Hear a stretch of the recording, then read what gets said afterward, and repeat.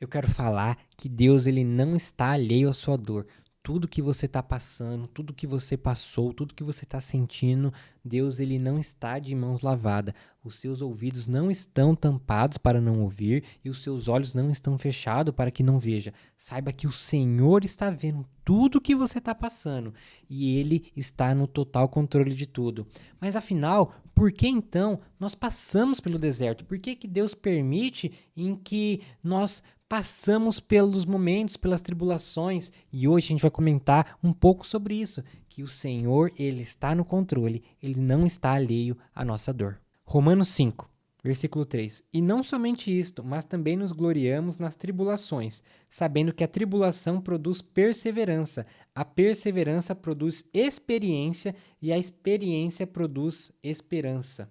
Paulo, ele fala que a tribulação ela vai produzir experiência, ela vai produzir esperança, ou seja, é necessário que nós passemos pelos desertos para que nós venhamos crescer. O deserto é o lugar de ouvir Deus, o deserto é onde tudo é silêncio, é onde é só você e o Senhor, é lugar de crescimento, é lugar de amadurecimento. Então essa dor que você está enfrentando, saiba que ela é passageira, porque a boa notícia é que o deserto também não é lugar de morar, o deserto é lugar de passar, é de crescer, é de ser testado e de ser aprovado. Pois quando nós passamos por uma luta, nós sempre saímos mais forte dela. Mas não olhe como um trauma, porque a cicatriz ela pode ser vista de dois jeitos. Ou eu venci em nome de Jesus, ou é um trauma que eu ainda tenho que lidar. Se é um trauma que você ainda tem que lidar, saiba que Deus ele quer que você veja como do primeiro jeito, como uma cicatriz que você venceu em nome de Jesus. Eu entendo que há dores que são insuportáveis, que não tem nome, né? A dor de perder um filho. Eu e a minha esposa, nós perdemos 3 filhos. No dia dos pais, eu segurei as minhas 2 filhas na mão, né? Elas já estavam sem vidas, que foi de um parto que acabou não dando certo, a gravidez não pôde seguir. E ali foi uma tristeza enorme, né? Foi um dia mau, um dia complicado para mim, porque eu estava no hospital ali no dia dos pais, a gente teve gêmeas, né? E aí a bolsa estourou antes da hora, acabou não dando certo. E ali eu segurando uma em uma mão, outra na outra, e orando para o Senhor, assim, sabe? E Deus, ele encheu meu coração de paz, porque ele me garantiu que eu não estava sozinho naquele momento, que aquela dor ela não era em vão e que eu não estava passando aquele momento, aquela dificuldade sozinho.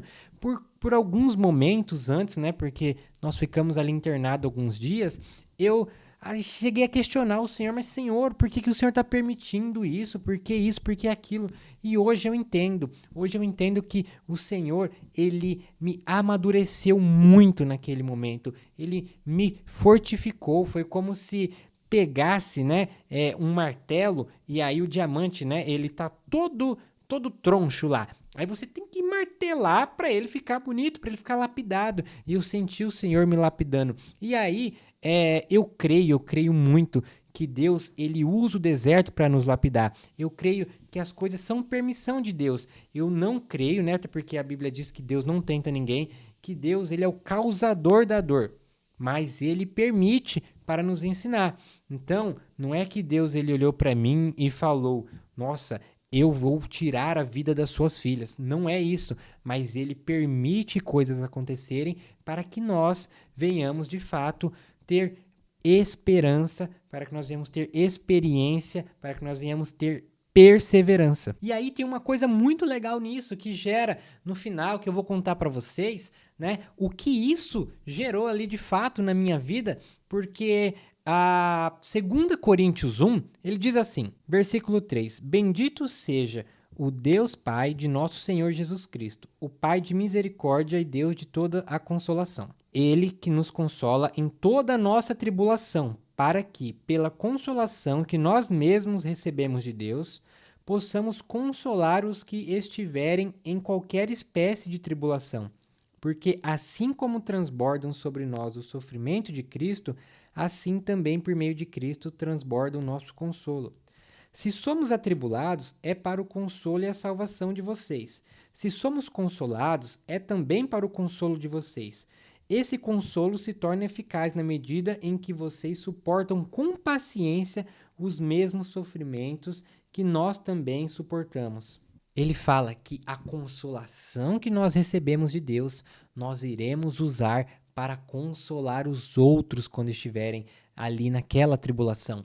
E isso é muito verdade, porque passou-se um tempo, né, após todo esse evento ali na minha vida, e eu fui pregar numa igreja lá no interior de São Paulo, em Araçatuba, e eu falei sobre isso, né? Falei sobre perder filhos, sobre essa coisa, como é algo difícil de lidar, mas que com o Senhor é possível, né? Que a gente olhe como uma cicatriz de vitória, né? Eu não cedi à angústia, o Senhor me sustentou, o Senhor me guardou, o Senhor me livrou, o Senhor me deu alegria novamente, Ele me deu uma paz que excede entendimento. E estava falando sobre isso, aí no final do culto veio uma senhora, né? Uma senhora já mais de idade, me falou que ela perdeu ali o filho dela, né? Ele era um adolescente e infelizmente ela acabou perdendo ele. Eu não me lembro muito bem o motivo, né? Mas se eu não me engano foi um acidente de carro.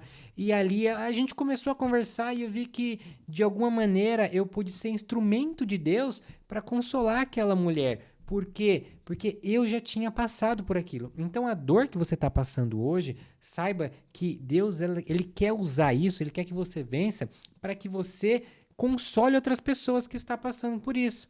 Por exemplo, se você já venceu uma doença, quando alguém da sua família estiver doente, quem que vocês acham que eles vão procurar? Vão procurar você, porque você venceu em Cristo. Então você passa a consolar através do consolo que você recebeu. E isso é muito bom, porque nós passamos a ser instrumentos de Deus na mão do Senhor. Nós somos feitos mais fortes para ser usado por Deus para consolar outras pessoas, né? E a gente acaba vivendo de fato o evangelho. A gente acaba vivendo e entendendo que o Espírito Santo, ele é de fato consolador. Jesus ele fala: "Eu vos darei o consolador", né? Aquele que o mundo não pode receber. E de fato, se não fosse Jesus, se não fosse o Espírito Santo, eu mesmo teria sucumbido, eu mesmo teria me entregado às minhas angústias, teria entrado no meu sentimento e acabado comigo ali mesmo, né? Teria de fato me escondido por muito tempo dentro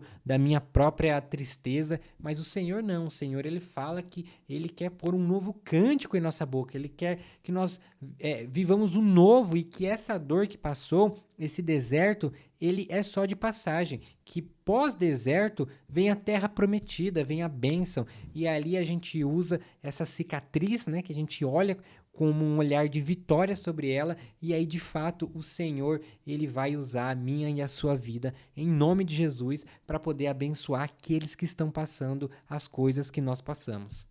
Que Deus te abençoe, que você entenda que Deus ele não está alheio à sua dor, que Ele sabe o seu sentimento, Ele sabe até onde você aguenta e Ele está te sustentando, e Ele está do seu lado. E o Espírito Santo, o Consolador, ele habita na gente. Creia nisso, creia em Jesus e encontre ânimo em Deus, pois Deus ele é poderoso para fazer infinitamente mais. Deus te abençoe.